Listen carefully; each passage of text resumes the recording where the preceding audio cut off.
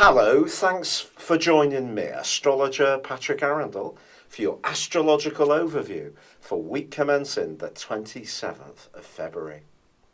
The solar eclipse, which occurred right at the end of last week, is going to permeate its presence into our lives for the next 6 months.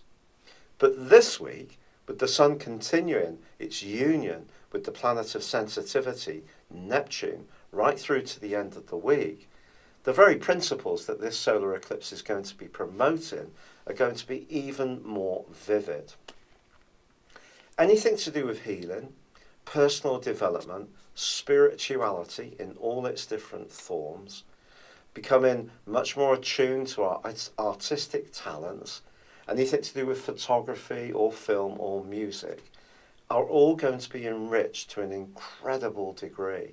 It's a huge opportunity to go for it. Of course, Mercury also moved into Pisces at the end of last week, and though in detriment in this location, by the end of the week is going to be combining with the Sun itself.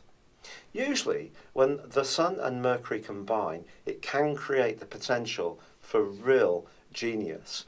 Our thinking can just switch up many gears. But I think it's the more compassionate side of the energies of Pisces which are going to be so influential when these two meet. In fact, all of this week, our sixth sense can be working at a much more over-rate pace. But of course, last week, Mars was combining with Uranus, and for part of the week, squaring with the planet of power, Pluto. Now, it's good to know that that aspect has actually ended now. It went on for 10 days between Mars and Pluto, but included Uranus for the last half of last week.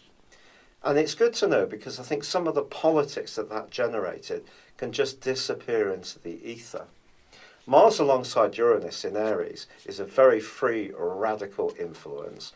It asks us to go for it, to push outside our comfort zones and perhaps some of our inner fears. If there is any situation that you're involved with that you do feel hemmed in, this is an ideal opportunity to be a lot bolder, particularly as the two continue in their opposition with the planet of growth, which is Jupiter. Jupiter, of course, is tracking backwards, but it is in the logical sign of Libra, which likes to look at all the different elements of any situation to find that proverbial balance. But there's no doubt about it, when Mars and Jupiter are in opposition, it can give us a gush of self-confidence and an inner belief that things will work out well for us, and it can. But it is important to understand that by Saturday, Venus also turns into a retrograde. In the sign of Aries, as it is now, that's going to go on until the 2nd of April. But it's not going to be until the 19th of May that Venus returns to the same point in the sign of Aries. So I think when it comes to relationship matters, we can use this week's exciting energies to go on the front foot. But we need to use the more sensory energies of the Sun, Neptune and Mercury in the sign of Pisces to really make sure that any moves we make do feel right. So do try to trust how you feel about things. By the end of this week, there is also a quarter moon. This quarter moon suggests that it is going to be important to also just be tuned in to what people are saying and what their motives are for saying it.